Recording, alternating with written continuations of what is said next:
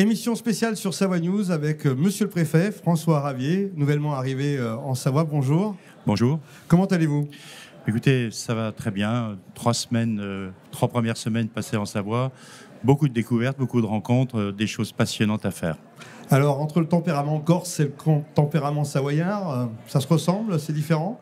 Mais il y a beaucoup de choses qui se ressemblent. Il y a la montagne, d'abord. Alors, certes, en Savoie, c'est une montagne avec quand même des espaces d'une autre ampleur, évidemment, d'une autre hauteur aussi, mais des problématiques qui parfois se ressemblent. Je pense à la saisonnalité, par exemple. Alors, c'est inversé, évidemment, par rapport à la Corse.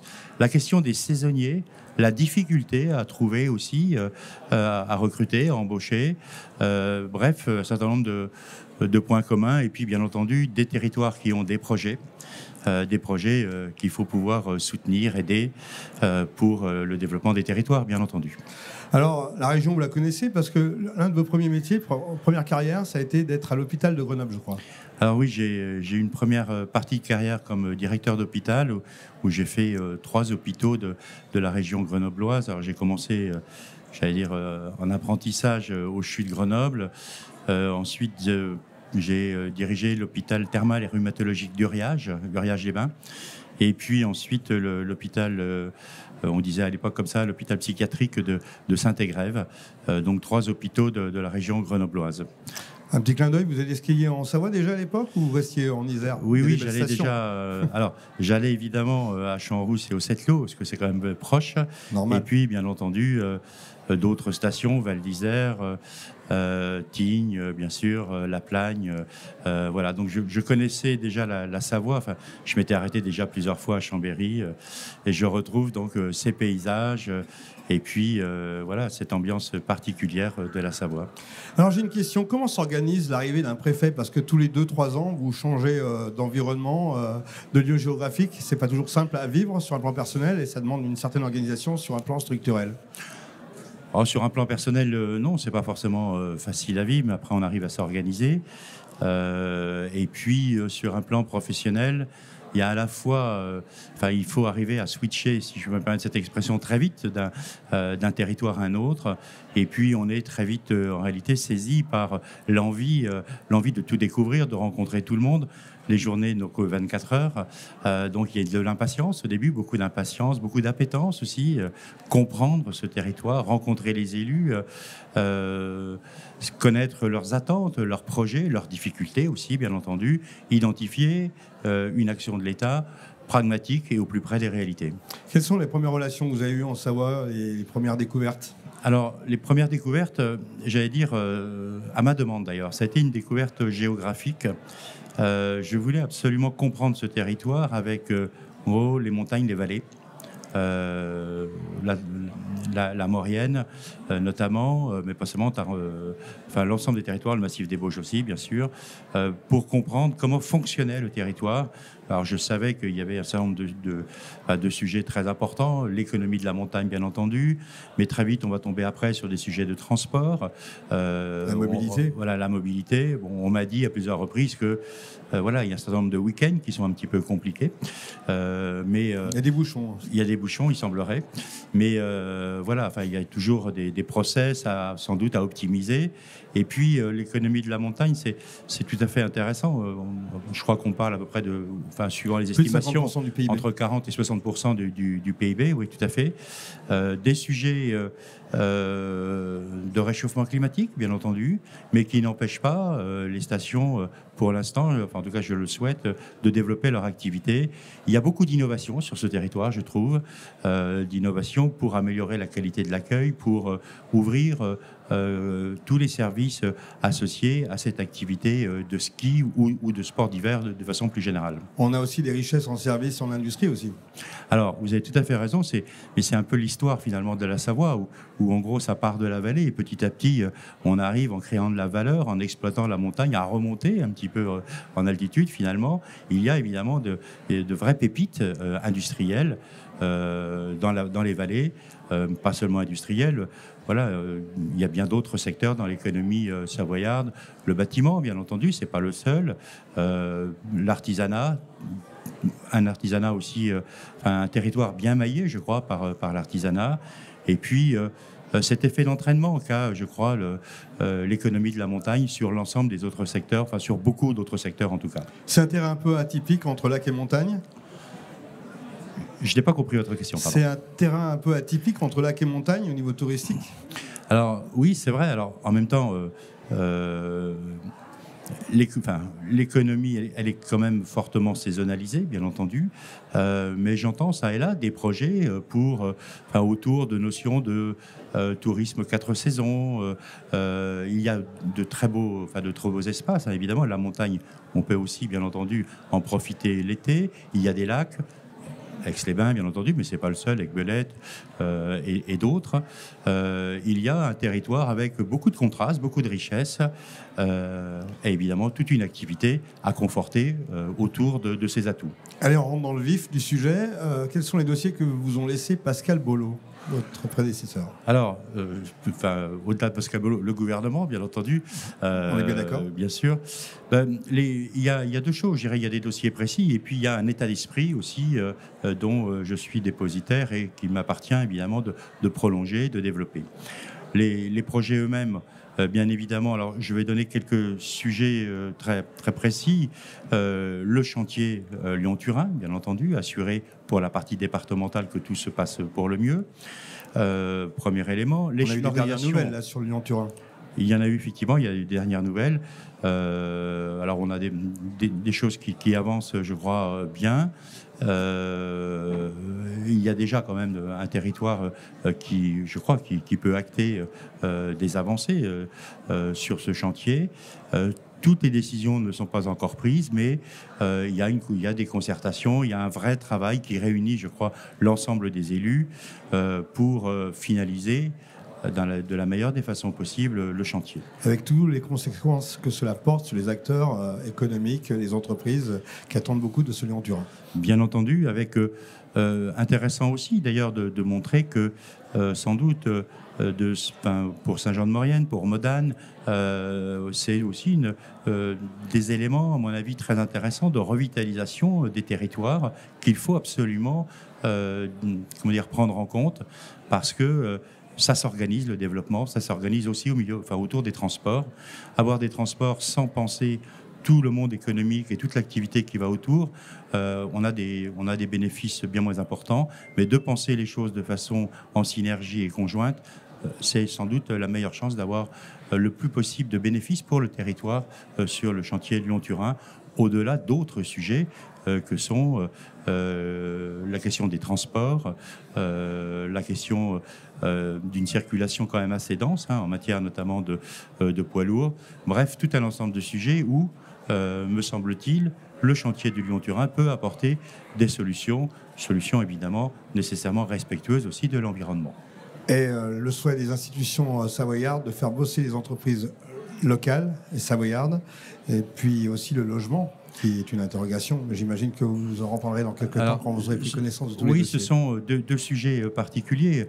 Le premier, c'est le sujet, ce qu'on appelle l'allotissement des grands marchés. Bien évidemment, il est tout à fait logique que par le biais de la sous-traitance, qu'elle soit de rang 1 ou de rang 2 ou au-delà, que les entreprises du territoire, évidemment, puissent venir travailler sur le chantier Lyon-Turin. Tout à fait évident.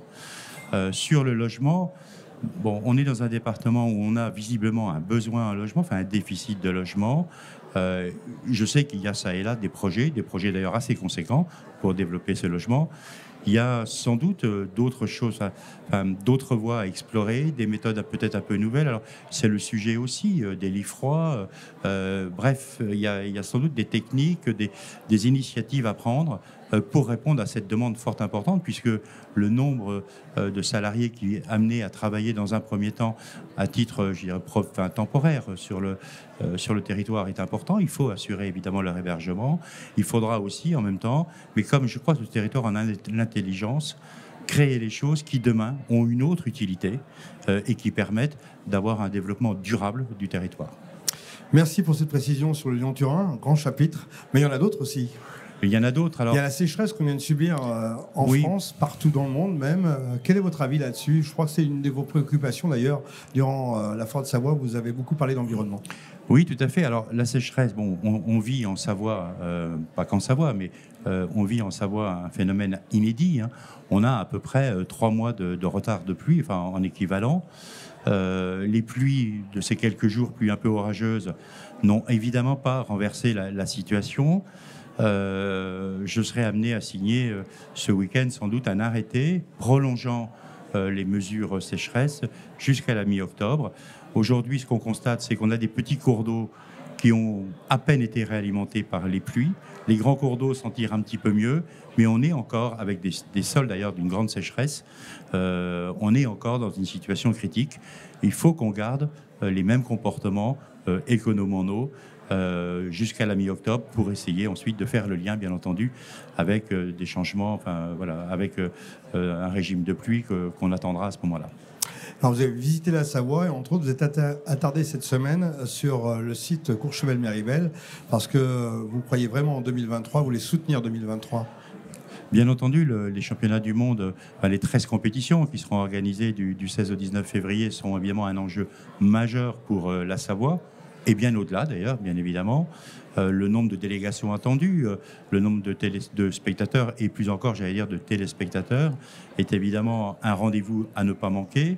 J'ai souhaité assez rapidement me rendre sur place pour visualiser ces deux sites, à Méribel et à Courchevel, regarder où en étaient déjà les travaux, rencontrer les principaux, certains des principaux responsables, des acteurs. J'ai rencontré le comité d'organisation, regardé comment ils travaillaient, ce sur quoi ils travaillaient. Bref, j'ai ressenti quand même, ma première impression est celle d'un grand professionnalisme. On est sur un territoire qui est marqué en fait par le ski, bien évidemment, et on voit que les événements qu'a connu ce territoire après Albertville notamment, il y a eu, l'ensemble du territoire a pollinisé, si je puis dire, sur ces événements. Il y a eu la Coupe du Monde l'année dernière, qui a été un véritable banc d'essai aussi pour les championnats du monde. Bref, un territoire organisé, motivé, professionnel. Il ne faut évidemment laisser de côté aucun détail. On verra le sujet des transports, le sujet de la sécurité, bien évidemment aussi, et puis d'autres problématiques, notamment budgétaires, qu'il nous faut maintenant affiner. Cette terre de Savoie attire beaucoup les étrangers, entre guillemets, bon, les touristes, on l'a dit, mais aussi les gens de Lyon, de Paris. Il y a l'inflation qui est là au niveau national et au niveau Savoie. Votre avis là-dessus, est-ce qu'on peut aider les choses pour qu'elles se rétablissent et que la Savoie reste aux Savoyards ? Il n'y a pas de raison que la Savoie ne reste pas aux Savoyards. Il n'y a pas de raison non plus que la Savoie, évidemment, ne soit pas accueillante. L'ensemble des touristes qui viennent, évidemment, sont évidemment les bienvenus en Savoie.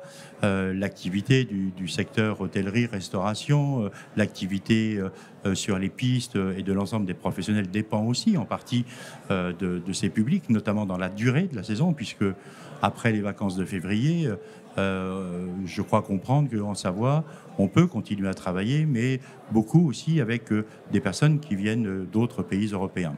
Donc il n'y a pas de raison, évidemment. Après, le sujet de la Savoie qui reste aux Savoyards, alors c'est un sujet que j'ai déjà rencontré en Corse, évidemment. Il y a un certain nombre de façons de faire, d'organisation. J'évoquais tout à l'heure le sujet des lits froids, par exemple. On voit dans certaines communes, je pense, alors je ne veux pas faire d'impair, je connais assez mal, mais je crois qu'autour de La Plagne, par exemple, il y a des expériences assez intéressantes qui sont menées. Regardons s'il est possible d'étendre au-delà un certain nombre de bonnes idées et d'initiatives locales. Dans vos objectifs et vos priorités, quels sont les autres points ? Alors, on a évoqué tout à l'heure évidemment la sécheresse, le Lyon-Turin, les championnats du monde de ski. Il y a aussi des sujets de fond vraiment importants. J'étais ce matin à une réunion organisée par la directrice de la Banque de France avec la CCI et les consulaires.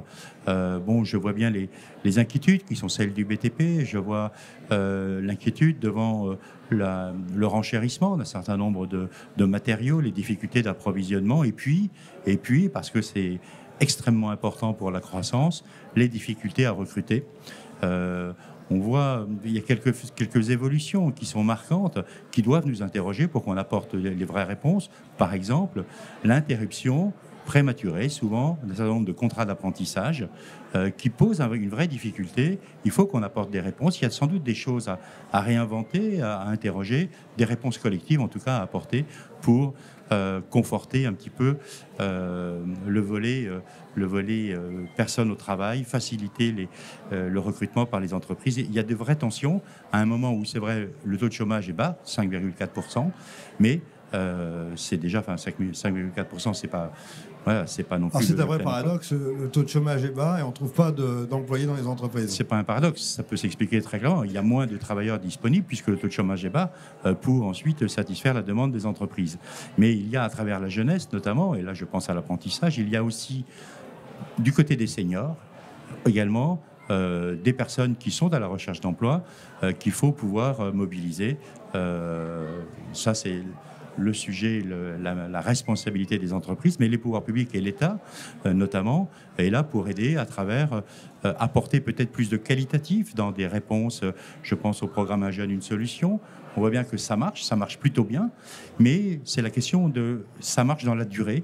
Il nous faut donner davantage de durée, sans doute, dans ces recrutements. L'État aide les entreprises, France Relance, vous l'avez vécu, j'imagine, en Corse, comme on le voit aussi en Savoie. Un mot là-dessus ? Oui, alors je crois que le France Relance, dans ces deux volets d'ailleurs, hein, le volet soutien et le volet ensuite relance, a très bien fonctionné en Savoie. On me dit ici et là, au fur et à mesure des rencontres que je fais, que l'intervention de l'État a été extrêmement importante et pertinente en Savoie, visant à sauver finalement des pans entiers d'activité, tous les secteurs d'activité. J'enregistre que au premier trimestre 2022, qui s'est terminé là, il y a quelques mois, la croissance du chiffre d'affaires était de 41%, tout secteur confondu. Alors, c'est tout secteur confondu. Alors, certains secteurs, sans doute, il s'agit d'une moyenne. Certains secteurs ont peut-être plus de difficultés que d'autres, mais plus 41% au premier trimestre 2022, ça montre que le plan France Relance, le soutien et la relance ont parfaitement bien fonctionné et ont permis à l'ensemble des entreprises de rester pour demain participer au développement. Vous avez beaucoup tourné à travers la France. Qu'est-ce qui vous plaît en Savoie ? Les Savoyards, d'abord, première chose, les paysages, mais ça, on n'est pas très loin de paysages grenoblois, alors je ne veux pas non plus blesser les uns les autres, je sais que même parfois entre deux vallées, c'est un peu compliqué, non, ce qui me plaît en Savoie, c'est, je trouve, une ambiance de travail extrêmement agréable, une volonté de faire ensemble, et donc une intelligence collective dans laquelle l'État prendra toute sa part, bien évidemment. Je vous remercie pour cette présence sur notre plateau et pour cette présentation qui nous permet d'y voir un peu plus clair et de voir un peu plus loin où vous voulez nous emmener à travers notre pays savoyard. À bientôt, monsieur le préfet. À bientôt, merci.